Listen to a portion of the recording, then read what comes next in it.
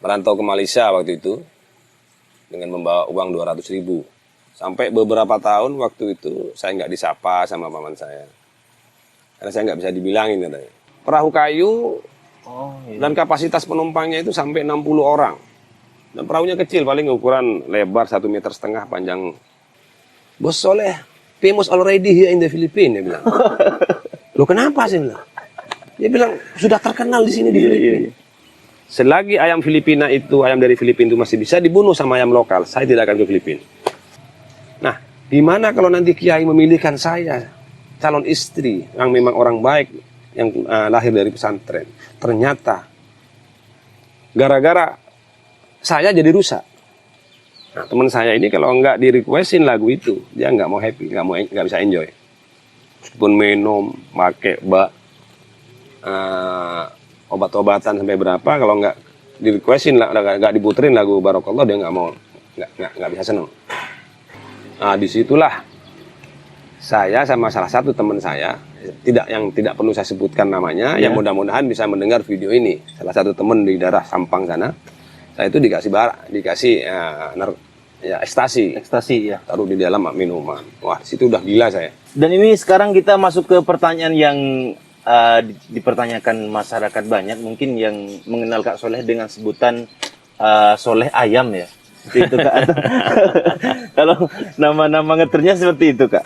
Itu awal mula menyukai sabung tadi sudah dijelaskan juga Kak ya. Saya juga sempat mendengar itu Kak Soleh sabung itu sampai internasional. Ya. Seperti itu sampai ke Filipina. Seperti itu. Itu gimana Kak, bisa diceritakan kejadiannya Kak? Yang sampai go internasional itu sebenarnya juga mungkin atas kehendak alam ya. Tidak punya sama sekali, saya dari kecil nggak punya cita-cita untuk jadi player of sabung kata orang Filipina. Iya. Nggak punya cita-cita.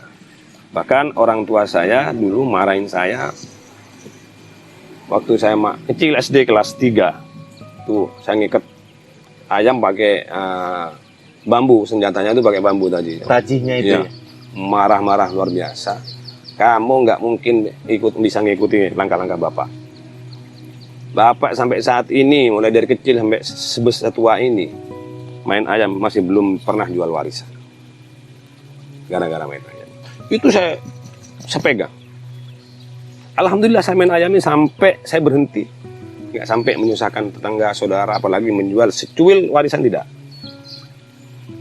Itu yang menjadi motivasi saya. Nah, yang membuat saya main ke ayam lagi ini, waktu di Malaysia kan main, sampai bangkrut. Ya, tapi alhamdulillah nggak sampai jual warisan. Iya. Balik lagi ke sini, waktu saya buka travel, itu saya terjebak dengan dunia malam. Oh, dugem. Ya. Kalau istilah anak-anak sekarangnya dugem. Itu juga secara tidak sengaja. Jadi, saya waktu udah mulai fokus buka travel di Bandara Juanda, buka cabang di sana. Jadi waktu itu masih musim charter flight ya.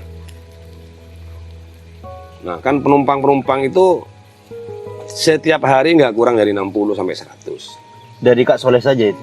Ya dari teman-teman, penumpang saya tiap hari. Iya. Dan itu akan terdiri dari beberapa grup. Nah untuk menservis mereka, pengurus-pengurus ini, kan mereka biasanya tuh nginep di Surabaya.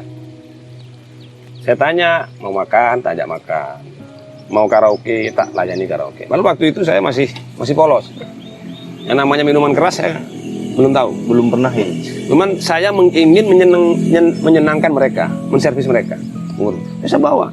Ternyata mereka udah jam terbangnya udah jauh di atas saya. Udah biasa dugem, biasa karaokean. Jadi hanya sebatas ingin servis. Nyentuh minuman saya enggak waktu itu. Sampai suatu ketika saya diajari minum. Setelah mabuk saya diajak ke namanya diskotik.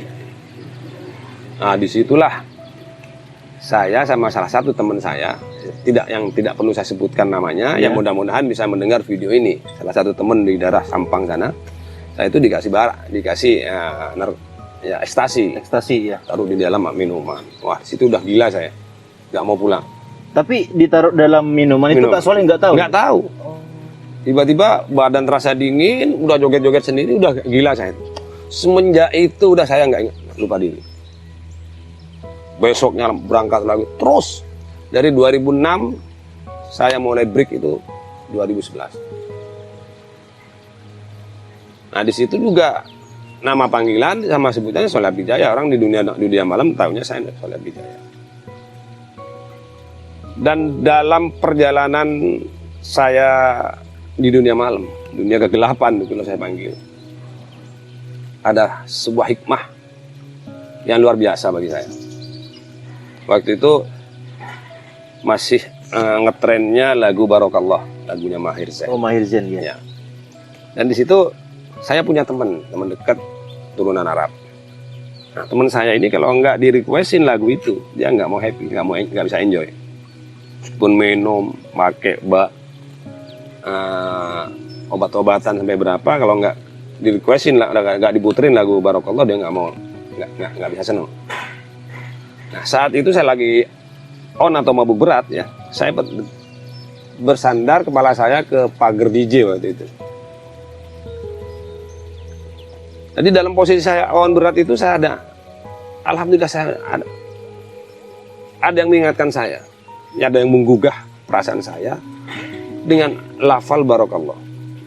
Jadi hatinya Kak Soleh tersentuh lewat lagu Ya, Barokallah tadi. Barokallah. Iya. Dan saya meyakini kayak orang bangun tidur, oh ini Barokallah. Padahal ini saya menguasai sendiri. Setiap saya mau berangkat ke Malaysia, mau kemana-mana, silaturahim ke para ulama, saya selalu minta barokah kepada mereka. Ini yang jadi pertanyaan saya. Yang dulu anggapan saya tempatnya barokah itu di tempat para ulama dan kuburan makam-makam keramat. Dulu saya punya pendapat seperti itu. Nah, ini yang membuat hikmah yang luar biasa sehingga saya menemukan jawabannya setelah saya bertanya kepada orang-orang alim, dan jawaban itu tidak sama. Ada yang bertahan kata tempat barokah itu di ulama, para kiai dan lain-lain. Nah, suatu ketika saya menemukan jawaban itu dari salah satu ustadz. Saya tanyakan, tolong jawab dengan jujur, karena saya ini enggak faham dan sangat minim ilmu agama saya. Tolong luruskan, jelaskan sejelas-jelasnya apa sebenarnya barokah itu, dan siapa yang bisa memberikan barokah dan siapa yang berhak menerima barokah. Itu pertanyaan saya. Di situ saya mendapat jawaban yang puas, bahwa benar yang saya rasakan, barokallah itu adalah firman ada di Al-Quran. Ustaz itu jawab, sumber barokah itu hanya ada pada Allah, dan tidak ada yang bisa memberikan barokah kecuali Allah. Masalah lantaran dapat barokah dari silaturahim ke kiai itu pun ada caranya. Iya. Allah berjanji, kata beliau, barang siapa yang melakukan kebaikan apalagi memperjuangkan agama, maka barokahlah hadiah yang akan Allah berikan. Itu janji Allah. Jadi seperti saya bilang tadi, kalau kita bergantung ke manusia, karena manusia ini maha bohong, maha licik, Iya. kita akan berakhir dengan kecewa. Tapi kalau bergantung kepada Allah, tidak akan kecewa, karena janji Allah itu maha benar. Nah, saya yakin bahwa barokah itu akan mengalir kepada orang-orang yang memperjuangkan kebaikan.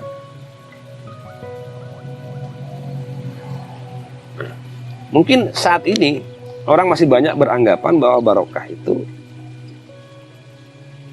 ya salah satunya karena ziarah kubur, akan-akan silaturahim ke salah satu kiai, setelah salaman minta barokahnya kiai, mungkin perasaan mereka pulang dengan membawa barokah, seperti yang saya bayangkan dulu. Padahal tidak seperti itu. Kalau memang niat silaturahim ke kiai itu dengan niat ingin mengaji atau silaturahim, ya pasti barokahnya ngalir. Iya, iya. Karena silaturahim itu bagian dari perbuatan baik. Mengaji juga perbuatan baik.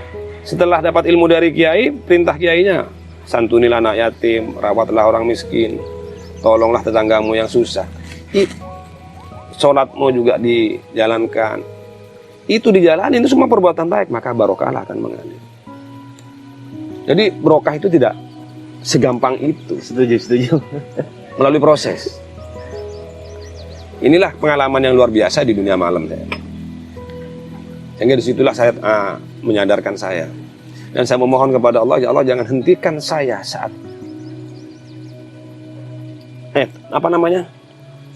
jangan hentikan saya karena keadaan di dalam dunia malam itu. Maksudnya berhenti karena keadaan apa? Berhenti karena badan saya sudah nggak berdaya. Oh iya, iya. Sakit misalnya, naudzubillah. Ataupun berhenti karena hartanya sudah habis. Iya, iya. Keinginannya masih kuat tapi sudah nggak berdaya. Ini kan menderita. Hentikan saya dari perbuatan ini atas kesadaran saya pribadi, bukan karena saya tidak berdaya.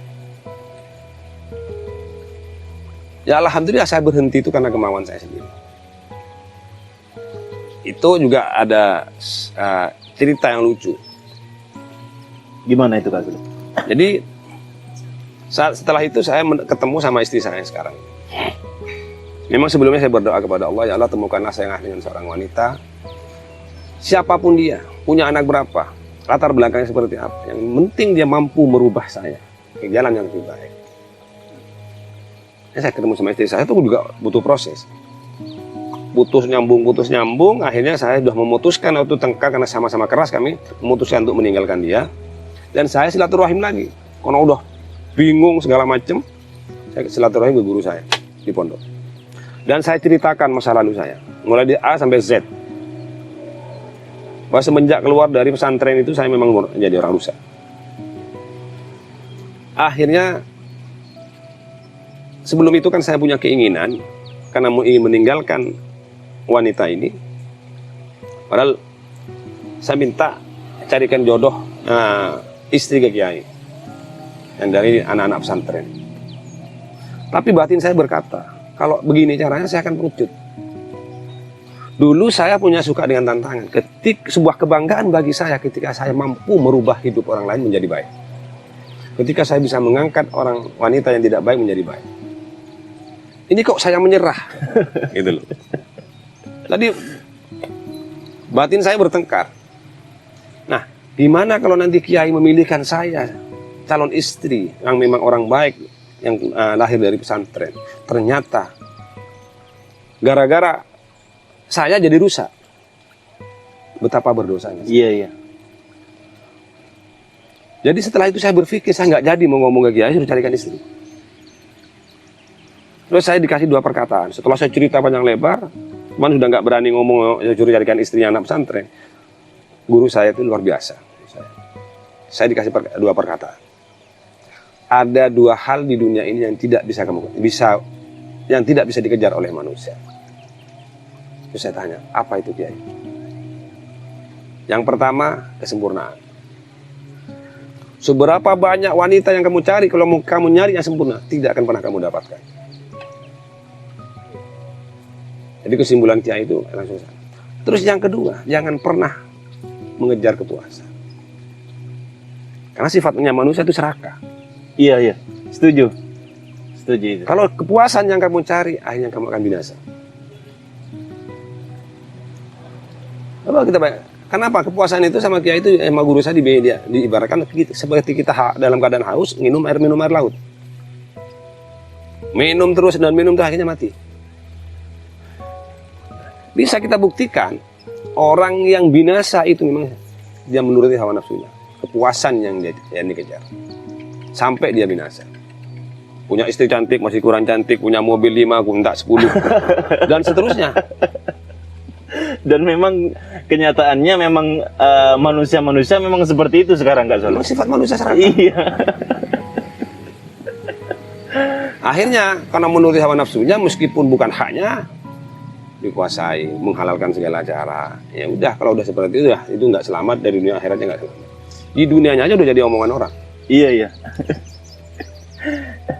Ini juga tadi kembali ke topik sabung internasional Kak Soleh ya. Itu bagaimana Kak Soleh dulu aksesnya dari Indonesia menuju Filipina, cara bawa ayamnya gimana itu ke Filipina. Nah, jadi begini ya, cerita yang tadi itu akhirnya saya pulang dari pondok, ya.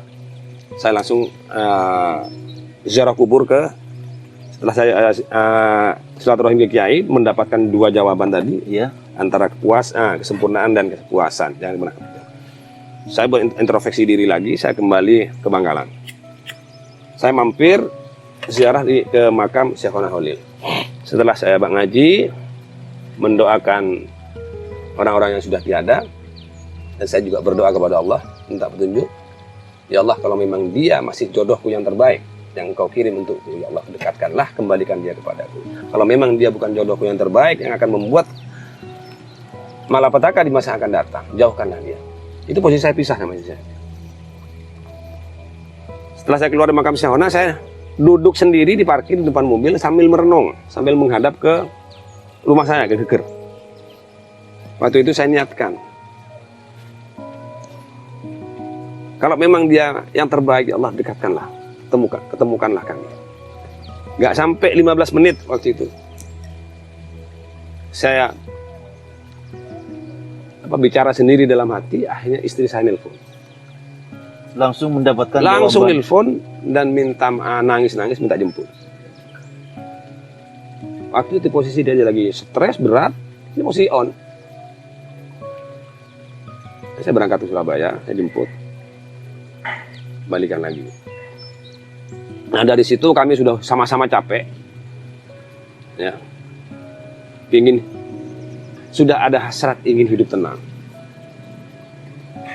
Hanya besoknya kami pulang ke sini, ke rumah orang tua di atas, di tempat saya ternak ayam. Terus kami membuat sebuah kesepakatan. FB tutup supaya tidak ada yang mengganggu, nomor HP ganti. Dan saya bilang, dan istri saya sudah trauma dengan kehidupan dunia malam itu. Dan kami sepakat mau berhenti di dunia itu. Walaupun tidak secara langsung, ya. Memang harus melalui proses. Dan saya bilang sama istri saya bisa berhenti dari dunia malam itu dengan cara mengalihkan perhatian. Caranya seperti apa? Saya punya hobi. Saya hobi ayam. Jadi satu-satunya cara supaya saya mengalihkan perhatian saya ke dunia itu, saya harus memelihara ayam. Saya bikin kandang di atas, ternak ayam sambil main. Dari situlah saya kembali lagi main ayam lagi. Sebenarnya udah main berhenti. Tapi yang betul-betul fokus kemarin. Nah, ternak ayam, main di Madura, ngadakan, sampai saya main di Bogor. Main di Bogor itu udah lawan ayam saya, udah ayam-ayam impor waktu itu. Ayam-ayam dari Filipina. Nah, karena mainnya sudah agak besar, teman-teman menyarankan saya untuk nyari ayam ke Filipina. Saya nolak. Ayam Filipina ataupun ayam hasil ternakan Indonesia itu sama-sama ayam. Nyawanya juga sama, saya bilang. Selagi ayam Filipina itu, ayam dari Filipina itu masih bisa dibunuh sama ayam lokal, saya tidak akan ke Filipina. Saya bilang seperti itu. Kebetulan waktu itu ayamnya Kak Soleh itu ayam lokal. Lokal saya pakai. Ya perbandingannya kalau ayam saya beli harga 2 juta, lawannya harga 10 waktu itu. Yang kualitasnya jauh. Iya, tangan Tapi dengan keyakinan saya, dengan yakin, dengan pisau saya pede. Dan terbukti, ayam-ayam mahal banyak dibunuh ayam-ayam saya yang murah. Karena kualitas pisau. Haji. Tapi nggak bisa bertahan lama, bertahan 2 tahun saya udah nggak kuat. Kalah kualitas. Akhirnya saya memutuskan untuk berangkat ke Filipina. Saya berangkat sama teman yang sudah sering ke Filipina, namanya Denny, orang Jakarta. Saya nyampe sana, saya ketemukan sama orang namanya Nino Ye namanya. Orangnya kecil dan itu jagung rawat ayam. Orang Filipina itu. Orang Filipina ketemu di sana. Terus saya direkomendasi sama Nino ini untuk beli ayam di peternakan ketua hakim Filipina. Namanya Jun Mendoza waktu itu. Nah, setelah di sana kami disambut dengan baik. Nah, di situ saya beli 71 ekor kalau nggak salah. Yang 41 saya tinggal di Filipina, sisanya bawa pulang ke Indonesia. 3 bulan berikutnya dengan persiapan pisau segala macam saya berangkat lagi ke Filipina. Ternyata sama si Nino ini saya dimasukkan ke salah satu arena yang bergengsi tanpa saya tahu. Didaftarkan ke arena besar gitu ya. Yang orang sana itu bilang disebut arena The King of Sabung. Saya nggak tahu kalau itu tempatnya Raja Sabung gitu loh. Cuman karena saya yakin dengan kualitas pisau saya maju aja. Hanya saya 8 ekor waktu itu dapat menang 6, draw 1. Dan itu sudah heboh di seluruh Indonesia. Orang-orang tahu bahwa saya dapat runner up di sana. Pulang di Indonesia. Nah, taunya kalau itu sabung tempat arena bergengsi. Setelah saya mau pulang ke Indonesia, di bandara itu kebetulan saya pakai kaos yang pakai untuk lepas ayam. Karena saya percaya kaos yang saya pakai itu, setiap saya pakai itu pasti saya menang. Jadi termasuk kaos andalan itu. Ada chemistry-nya juga Ya. kaos sama orangnya. Pas di bandara juga saya pakai kaos itu.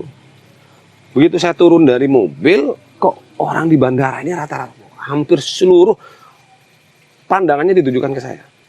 Saya sampai salah tingkah sambil dorong troli. Hanya saya nanya sama anak buah saya yang rawat ayam, si Joas. Saya tanya, Joas kenapa orang-orang tuh merhatiin saya? Terus si Joas bilang, Bos Soleh, famous already here in the Philippines, dia bilang. Loh kenapa sih? Dia bilang, sudah terkenal di sini di Filipina. Kok bisa? Saya juga bertanya-tanya, heran saya. Kenapa kok orang itu banyak mengenal saya? Jadi tanpa sepengetahuan saya, waktu saya main di event itu, ternyata itu live seluruh Filipina. Seluruh orang Filipina nonton. Karena kata si Joas, hanya orang-orang tertentu yang main di situ. Dan harga ayamnya nggak ada yang murah. Yang main di sana pengusaha, panglima TNI, menteri. Nggak ada, cara kilatan nggak ada yang main di situ. Di situ yang orang sebut The King of Sabung. Di situ. Sedangkan orang Amerika aja takut mau main di situ.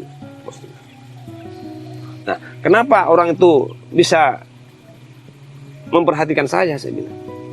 Setiap ayamnya Bos Soleh main, itu hanya dalam hitungan detik, musuh mati, kill dia bilang. Memang benar, nggak pernah, pokoknya asal ketemu, mati.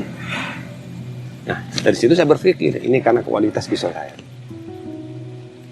Dan yang lucu lagi, begitu pertama saya ngeluarin taji ayam yang saya pakai itu, orang tuh berkerumun, mengurumuni saya. Semua video, foto. Bahkan adiknya ketua hakim tempat saya ambil ayam ini nanya sama saya, what breed you put, dia bilang. Dia tanya, pisau apa yang kamu pakai? This is samurai Indonesia, saya bilang. Saya bilang ini samurai Indonesia. Padahal pisau buatan saya. What metal you made, dia bilang. Ya saya bilang, ini besinya yang saya pakai besi murah, dia bilang. Karena saya ambil bahannya dari Filipina. Saya bilang besi murah-murah. Itu apa memang tajinya modelnya beda kak apa gimana? Semuanya beda, desainnya terus gagangnya beda. Jadi ini pisau yang aneh yang nggak pernah dilihat oleh mereka di Filipina. Gitu. Jadi awalnya diremehin, tapi begitu ketemu dalam hitungan detik mati, mereka udah pada bingung. Nah setelah itu saya kecanduan berangkat ke Filipina 3 bulan sekali berangkat, karena saya mau merasa punya can di sana. Karena menang pisau. Iya. Meskipun saya kalah, umur ayam kalah terus terang aja. Jadi di beberapa event internasional itu saya pakai ayam di bawah umur 2 tahun. Mereka nggak berani pakai. Rata-rata di atas 3 tahun baru dipakai untuk event. Saya umur di bawah 2 tahun saya pakai. Buktinya mati juga yang umur tua saya bilang. Dan pernah saya main di Wood Slasher namanya itu. Itu ayam umur 16 bulan saya pakai. Videonya masih ada di Facebook saya. Itu kata adiknya ketua hakim itu tadi, Nat Mendoza namanya. Begitu ayam ini ketemu 1 kali di udara, plek, jatuh, pukul lagi langsung mati, nggak bergerak. 7 detik. Hanya dalam hitungan 7 detik. Begitu saya bawa turun ayam itu, semua orang bangun, tepuk tangan semua, terus wartawan tuh keluar, foto jebret. Saya langsung disambut oleh adiknya ketua hakim. Langsung dia memeluk saya. You my idol Soleh, you superstar sabung from Indonesia. Langsung jadi peluk. Besoknya saya diundang makan. Dan mereka ke rumahnya.